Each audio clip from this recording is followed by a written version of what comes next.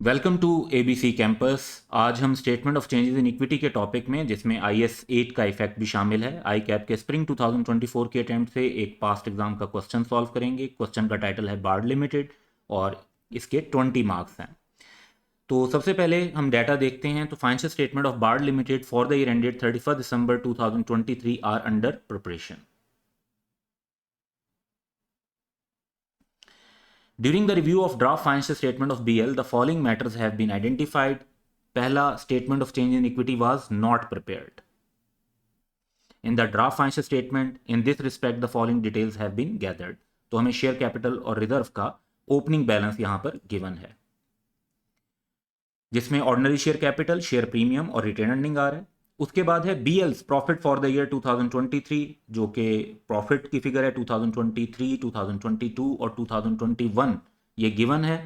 तो इसको भी हम देखते हैं कि प्रॉफिट इंफॉर्मेशन हमारे पास आ गई।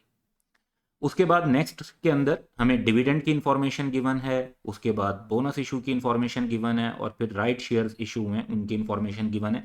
ये सारी वो चीज़ें हैं जो एक typical statement of changes in equity का पार्ट होती हैं। तो statement of change in equity क्योंकि नहीं बनी, तो उससे रिलेटेड इंफॉर्मेशन क्वेश्चन के अंदर हमें दी गई है।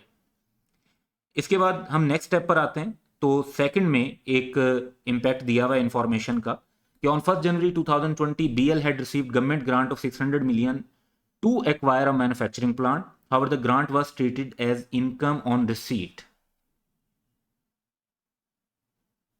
और ये अकाउंटिंग गलत है।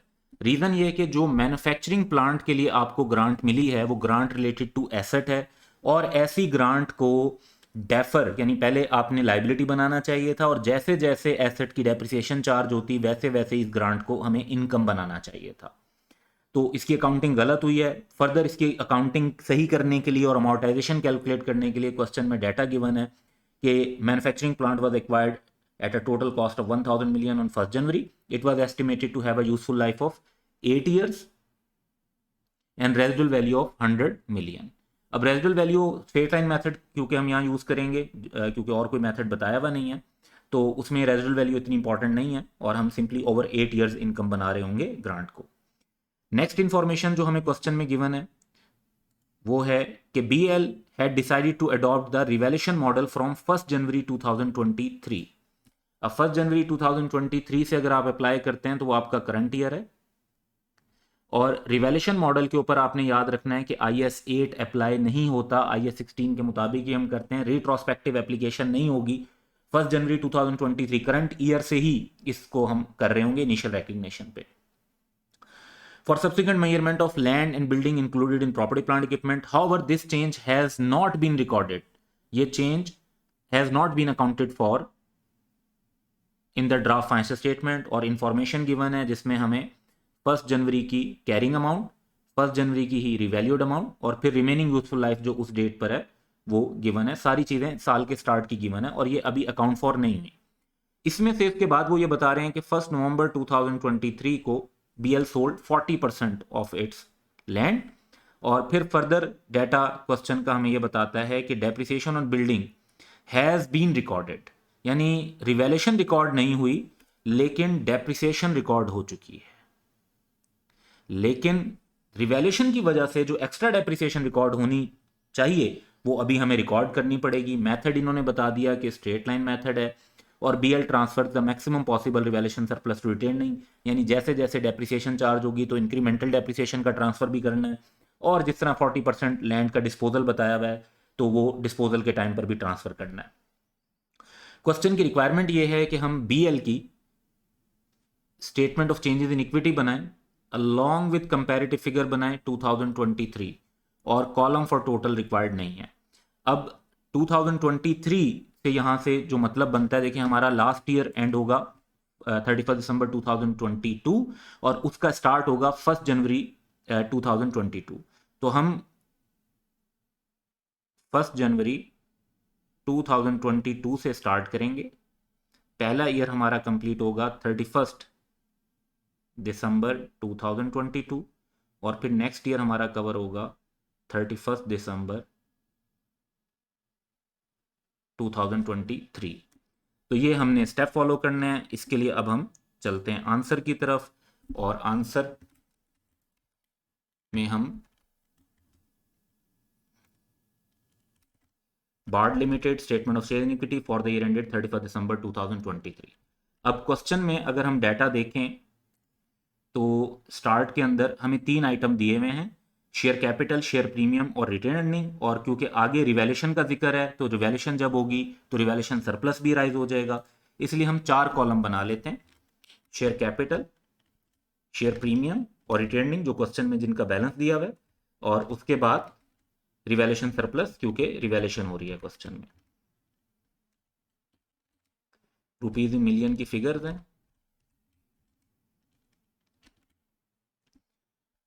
और हमने स्टार्ट करना है बैलेंस एट 1 जनवरी 2022 से। अब यहाँ पर हम क्वेश्चन में देखते हैं तो यहाँ पर देखें कि हमें जो बैलेंस दिया हुआ है वो 1 जनवरी 2021 का भी दिया हुआ है और हमें 2022 का भी दिया हुआ है। हमारा स्टार्टिंग पॉइंट 2022 है, 2021 नहीं है, क्योंकि हमारा कंपैरेटिव ईयर 2022 है। तो हम जो फिगर्स यूज करेंगे वो ये वाली करेंगे, 2400, 563 एंड 1345। ये हमारा स्टार्टिंग पॉइंट आ गया जो हमने ओरिजिनली रिपोर्ट किया था। रिवैल्यूएशन सरप्लस इस डेट पर नहीं है, इसलिए उसको हम 0 पे ले लेते हैं। अब हमें कुछ वर्किंग्स कर लेनी चाहिए क्योंकि एक प्रायर पीरियड एरर की करेक्शन भी है, फिर एक रिवैल्यूएशन का इफेक्ट भी है जो करंट ईयर के प्रॉफिट पर अच्छा खासा आएगा। तो उस कैलकुलेशन करने के लिए हम चलते हैं दोबारा क्वेश्चन की तरफ और क्वेश्चन में इस इंफॉर्मेशन को देखते हैं। तो पहले हम जिस इंफॉर्मेशन को देखेंगे वो है गवर्नमेंट ग्रांट से रिलेटेड, और इसमें एरर ये हुआ है कि आपने इनकम के तौर पे रिसीट में रिकॉर्ड कर दिया। रिसीट कब हुई थी? 1 जनवरी 2020 को, जबकि इसको ऐसे रिकॉर्ड नहीं होना चाहिए था। इसको हमें डेफर करना चाहिए था और आहिस्ता आहिस्ता इनकम बनाना चाहिए था ओवर 8 ईयर्स। ग्रांट की अमाउंट है 600 मिलियन और अकॉर्डिंग टू मैन्युफैक्चरिंग प्लांट भी 1 जनवरी 2020 को ही एक्वायर हो चुका था, तो उसकी 8 ईयर्स की यूजफुल लाइफ के हिसाब से हम इसको इनकम बनाएंगे। उसके लिए हम एक वर्किंग बना लेते हैं, वर्किंग की तरफ चलते हैं।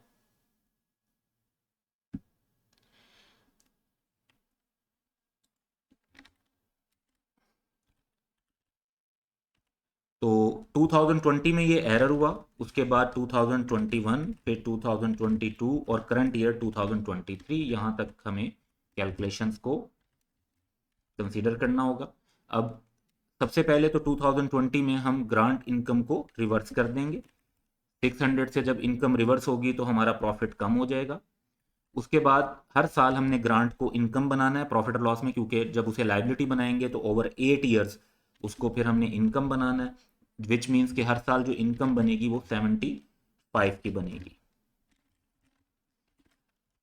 अगर हम इसका इफेक्ट टोटल कर लें तो वो हमारे पास हर साल का आ जाता है period wise effect, which is 525 का नेट इफेक्ट होगा 2020 में, 75 का प्लस ये नेगेटिव इफेक्ट है, ये प्लस में इफेक्ट है कि इनकम बनेगी 75 की 2021 में, 22 में और 23 में।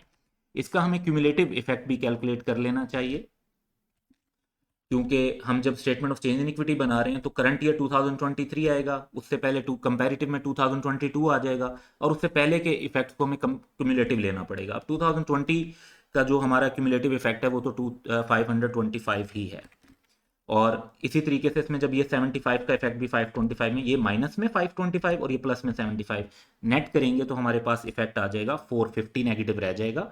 तो इसको हम यूज़ करेंगे।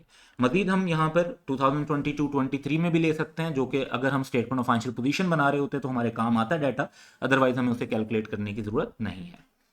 तो ये हमें इफेक्ट पता चल गया कि 2022 के प्रॉफिट को 75 से बढ़ाना है, 2023 वाले को भी 75 से बढ़ाना है और ओपनिंग रिटेन अर्निंग को हमने 450 से कम करना है। अब क्वेश्चन के नेक्स्ट इशू पर चलते हैं जो रिवैल्यूएशन मॉडल वाला इशू है। तो इस इशू के अंदर हमें रिवैल्यूएशन करनी है और हमारे पास 3 एसेट्स हैं जिनको हम देखते हैं।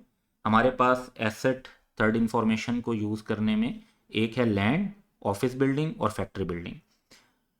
तीनों एसेट्स की हमें carrying amount, return down value साल के स्टार्ट पर दी हुई है और हमें रीवैल्यूड अमाउंट भी दी हुई है। और उसके बाद हमें लाइफ भी बताई हुई है। तो पहले हम रिवैल्यूएशन का गेन या लॉस कैलकुलेट कर लेते हैं return down value, carrying amount और रिवैल्यूड अमाउंट को यूज करते हुए।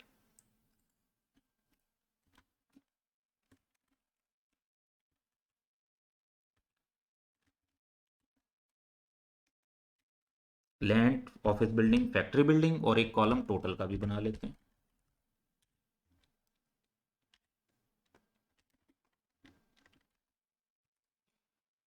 फेयर वैल्यू क्वेश्चन में गिवन है,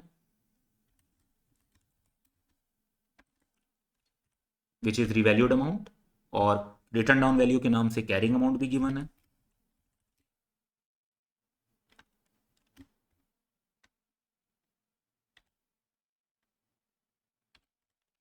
और यहां से हम डिफरेंस कैलकुलेट कर सकते हैं कि रिवैल्यूएशन का सरप्लस आएगा या रिवैल्यूएशन का लॉस आएगा। सरप्लस आएगा तो फर्स्ट टाइम ओसीआई में रिकॉर्ड होता है, लॉस आएगा तो फर्स्ट टाइम प्रॉफिट और लॉस में रिकॉर्ड होता है। लैंड में अगर हम देखें तो वैल्यू में इजाफा हुआ है तो ये ओसीआई में जाएगा 250। ऑफिस बिल्डिंग में अगर हम देखें तो इसमें भी इजाफा हुआ है 450 से, ये भी ओसीआई में जाएगा। लेकिन अगर फैक्ट्री बिल्डिंग को देखें तो इसकी वैल्यू 1000 से 550 पर चली गई है, तो 450 का इसमें हमारे पास लॉस आ जाएगा। और इस हिसाब से हम अगर अपना टोटल कॉलम कैलकुलेट करें तो दोनों अमाउंट्स मिलाकर ओसीआई में हमारे पास जानी चाहिए 700 और प्रॉफिट और लॉस में हमें लेकर जाना चाहिए 450। जब हम ये डाटा कैलकुलेट कर लेते हैं तो करंट ईयर के प्रॉफिट में फिर काफ़ी इफेक्ट आएगा, क्योंकि एक्स्ट्रा डेप्रिसिएशन भी चार्ज होनी होगी। तो एक वर्किंग हमें चाहिए कि हम प्रॉफिट फॉर 2023 के लिए भी बना लें।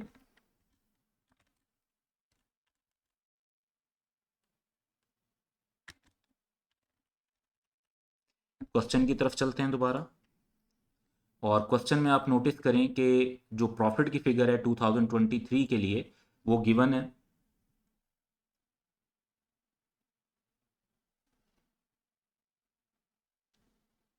575 मिलियन।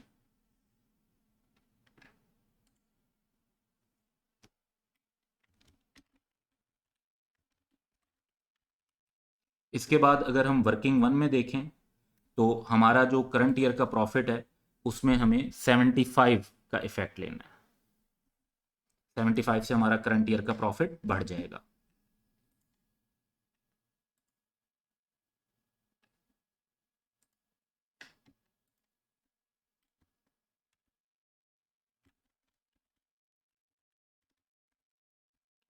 इसके बाद हमने जो रिवैल्यूएशन पर लॉस रिकॉर्ड किया है विच इज दिस 450,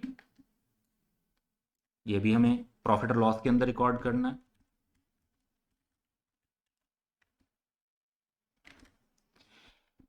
फिर जो हमारी पास ऑफिस बिल्डिंग है इसकी वैल्यू क्योंकि 450 से इंक्रीज हुई है, यहाँ पर आप देख सकते हैं 450 से इंक्रीज हुई है, तो इस पर डेप्रिसिएशन भी इंक्रीज होगी। और इसके लिए क्वेश्चन के अंदर हमें यूजफुल लाइफ गिवन है 9 ईयर्स की।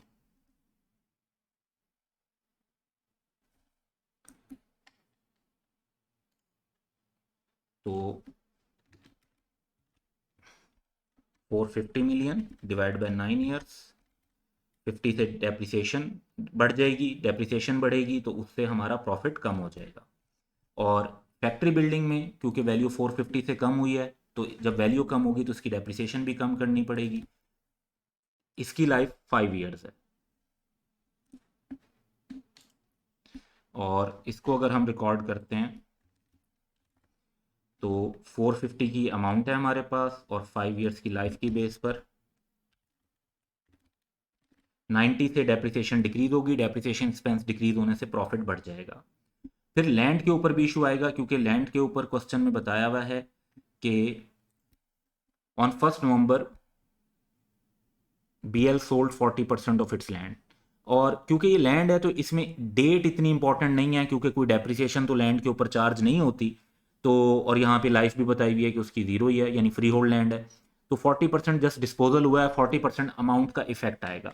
अब वो इफेक्ट ये आएगा कि जब आपने 40% डिस्पोजल किया होगा तो दो सिचुएशन है, डिस्पोजल शायद गेन पर हुआ, शायद लॉस पर हुआ। हम गेन वाला सिनेरियो सोच लेते हैं which is more positive thinking. तो gain on land of disposal जो है वो रिवैल्यूएशन की वजह से कम हो जाएगा, क्योंकि जब आप रिवैल्यूएशन की वजह से एसेट की वैल्यू बढ़ाते हैं तो फिर एसेट की कैरिंग अमाउंट ज्यादा हो जाती है। कैरिंग अमाउंट ज्यादा हो जाती है तो 250 मिलियन का 40% 100 से आपका गेन कम हो जाएगा। अच्छा, अब इस कॉन्सेप्ट को स्टूडेंट्स को आई बिलीव के थोड़ा सा समझने में प्रॉब्लम आएगा, तो मैं इस कॉन्सेप्ट को थोड़ा मजीद डिटेल में आपके साथ शेयर करता हूँ। और उसके लिए पहले आपने ज़रा ये नोटिस करना है कि हम यहाँ पर लैंड में एक चीज़ नोटिस करें कि लैंड की जो कैरिंग अमाउंट थी वो 1000 थी और फेयर वैल्यू 1250। तो मैं इन्हीं वैल्यूज़ को यूज़ करके फिर आपके साथ शेयर करूँगा। तो लेट्स से कि जब हमने लैंड को रिवैल्यूएशन रिकॉर्ड नहीं की थी तो 1000 का 40% हमारी लैंड 400 की शो हो रही थी। और मैं एक जो है हाइपोथेटिकल फिगर ले रहा हूँ पॉजिटिव उस पर, कि हो सकता है कि हमने ये लैंड 700 की सेल की हो, और इसका मतलब है कि हमने जो गेन रिकॉर्ड किया होगा वो 300 का किया होगा। अब लैंड की साल के शुरू में ही रिवैल्यूएशन हो जानी चाहिए थी। रिवैल्यूएशन होकर लैंड की कैरिंग अमाउंट हो जाती 1250, और 1250 का 40% पर वही लैंड जो डिस्पोज ऑफ हुई है वो शो होनी चाहिए थी फिर 500 की। और 500 की चीज़ इसी 700 पर सेल हुई होती तो गेन आता 200 का। यानी अगर रिवैल्यूएशन रिकॉर्ड नहीं की थी तो आप कह रहे थे गेन 300 का है, रिवैल्यूएशन रिकॉर्ड की तो आप कह रहे हैं गेन 200 का है। और ये आप कोई वैल्यू चेंज भी कर लें तब भी सेम रहेगा। फॉर एग्जांपल अगर मैं इधर 800 कर दूं तो ये अमाउंट 400 बन जाएगी और ये अमाउंट 300 बन जाएगी। तो दोनों का जो डिफरेंस होगा वो 100 का ही रहेगा, कि 100 से हमारा गेन कम होना चाहिए। तो मैंने इसी वजह से यहाँ पर आप नोटिस करेंगे कि करेक्शन ऑफ गेन का जो इफेक्ट लिखा है वो 100 से लिखा है। अब हमने प्रॉफिट की कैलकुलेशन जो है वो फाइनल कर ली, तो प्रॉफिट आफ्टर ऑल करेक्शन 140 का आ जाएगा। अब ये वर्किंग्स बनाने के बाद हम दोबारा अपने आंसर की तरफ चलते हैं जहां पे हम बना रहे थे, और अब हमें यहां पर इफेक्ट लेना है करेक्शन ऑफ एरर का, prior period correction of error का वर्किंग वन से। वर्किंग वन जो हमने बनाई है उसमें आपने नोटिस किया होगा कि हमारे पास ये क्यूमुलेटिव जो इफेक्ट आ रहा है वो 450 का आ रहा है। ये 450 माइनस में रिड्यूस करेगा, तो इसको हम रिकॉर्ड कर लेते हैं। रिटेन अर्निंग पे इफेक्ट आएगा इसका,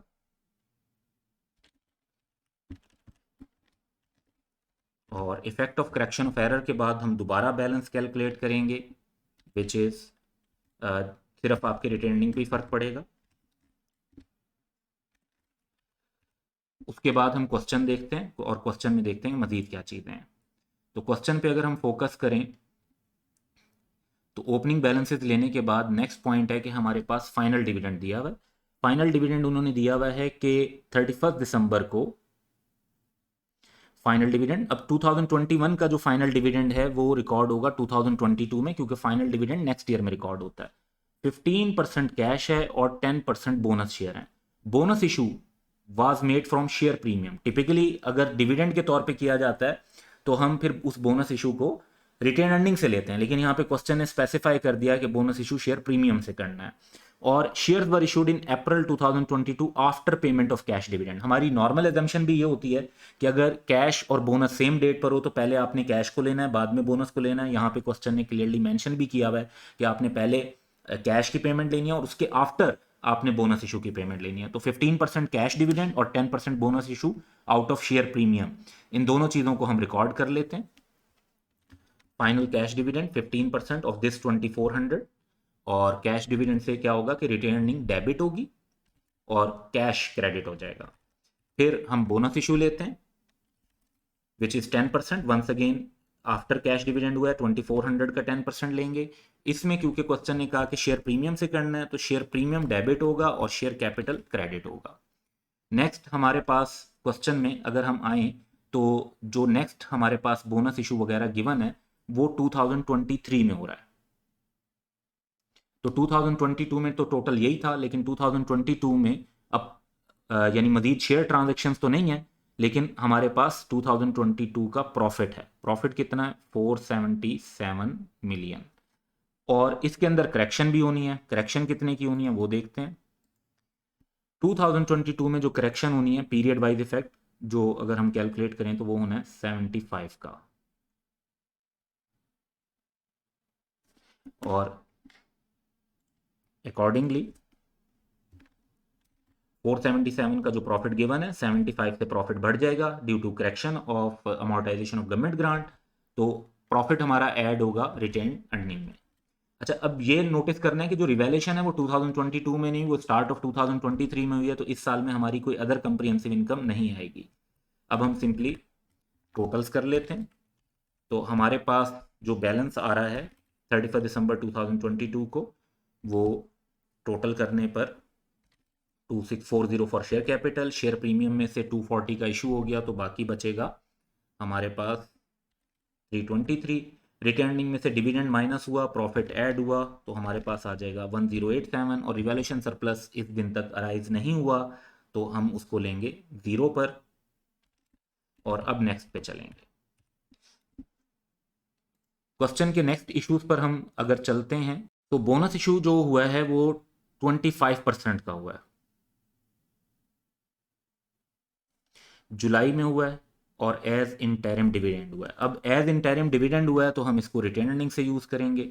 अकॉर्डिंगली हम statement of change in equity की तरफ चलते हैं, और इंटरिम बोनस डिविडेंड 2023 का हम रिकॉर्ड करेंगे। इंटरिम डिविडेंड सेम ईयर में रिकॉर्ड होता है। 2640 का 25% क्वेश्चन में बताया, रिटेन अर्निंग से करेंगे, तो रिटेन अर्निंग डेबिट और शेयर कैपिटल क्रेडिट। नेक्स्ट हमें इसी क्वेश्चन में यह बताया हुआ है कि 40 मिलियन के राइट शेयर इशू में, जो कि अक्टूबर में हुए हैं और 18 पर शेयर हुए हैं, जबकि शेयर की पार वैल्यू 10 रुपीज़ है, तो 10 रुपीज़ हमारे पास पार वैल्यू आ गई और 8 रुपीज़ का शेयर प्रीमियम आ गया। 10 रुपीज़ के साथ हिसाब से हम शेयर कैपिटल में रिकॉर्ड करेंगे और 8 रुपीज़ के हिसाब से शेयर प्रीमियम में। ट्रांजैक्शन कॉस्ट 3 मिलियन की लगी है, जो कि हम, अगर क्वेश्चन ने कुछ नहीं बताया तो हम शेयर प्रीमियम से इसको ही माइनस कर देंगे।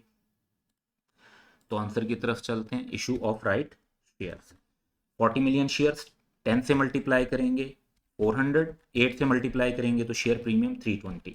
फिर इसकी ट्रांजैक्शन कॉस्ट हम लेना चाहते हैं, तो ट्रांजैक्शन कॉस्ट 3 से माइनस होंगी। आप ये 320 माइनस 3 करके डायरेक्ट 317 भी लिख सकते थे, फिर आपको ट्रांजैक्शन कॉस्ट जो है वो सेपरेट लाइन में नहीं लिखनी पड़ेंगी। तो 320 में से 3 माइनस करके आप 317 डायरेक्ट यहाँ भी लिख सकते हैं। उसके बाद हम क्वेश्चन के मेन इशू पर आते हैं, तो फिर बाकी चीज़ें तो हमारी जो है वो कवर हो चुकी हैं, यानी शेयर ट्रांजैक्शन सारी कवर हो गई। तो अब अगर हम वर्किंग की तरफ आते हैं, तो वर्किंग्स में देखें, एक तो हमें नज़र आ रहा है कि हमारा जो प्रॉफिट है वो आफ्टर करेक्शन 140 का हो जाना चाहिए, तो हम ये 140 का प्रॉफिट रिकॉर्ड कर देते हैं इस साल में, क्योंकि अदर कंप्रिहेंसिव इनकम भी है, तो हम प्रॉफिट और अदर कंप्रिहेंसिव इनकम जो है वो अलग अलग मेंशन कर देंगे। प्रॉफिट ऑफ 140 रिटेन अर्निंग में जाएगा। अब अदर कंप्रिहेंसिव इनकम जो राइज होगी उसके लिए क्वेश्चन में ये देखें कि हमारे पास फिगर है कि रिवैल्यूएशन सरप्लस ओसीआई में आया है टोटल 700 का, तो हम ये रिकॉर्ड करेंगे और ये जाएगा रिवैल्यूएशन सरप्लस में। नेक्स्ट हमें क्वेश्चन ने, क्योंकि अगर आप क्वेश्चन की बिल्कुल लास्ट लाइन को फोकस करें तो वहाँ पर ये रिक्वायरमेंट है कि BL transfers the maximum possible revaluation surplus to retain earning, तो हमें वो भी ट्रांसफ़र करना पड़ेगा।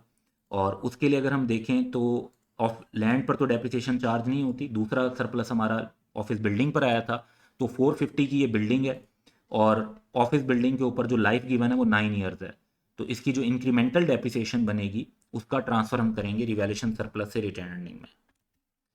तो रिवैल्यूएशन सरप्लस डेबिट हो जाएगा और रिटेन अर्निंग्स क्रेडिट हो जाएंगी 450 डिवाइड बाई 9 ईयर्स से। उसके बाद जो ट्रांसफ़र ऑन डिस्पोजल होगा, क्योंकि लैंड का डिस्पोजल हुआ है, तो लैंड के ऊपर जो हमारा गेन राइज हुआ था वो हुआ था 250 का, और उसका 40% डिस्पोजल हुआ है, तो 40% अमाउंट डिस्पोजल पे ट्रांसफ़र कर देंगे, which would be equal to this 100।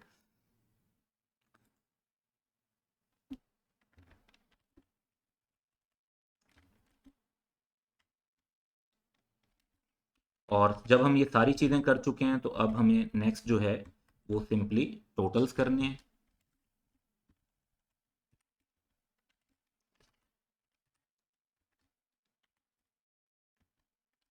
Balance eight 31 December 2023, share capital का टोटल हमारे पास आएगा 3700, शेयर प्रीमियम का आएगा 640, रिटर्निंग का सारा जो हम बोनस इशू माइनस करेंगे और उसके अलावा प्रॉफिट और सारी चीज़ें ऐड होंगी, उसके बाद आएगा 717, और रिवैल्यूएशन सरप्लस 700 में से 50 और 100 का ट्रांसफ़र होकर बाकी बच जाएगा 550।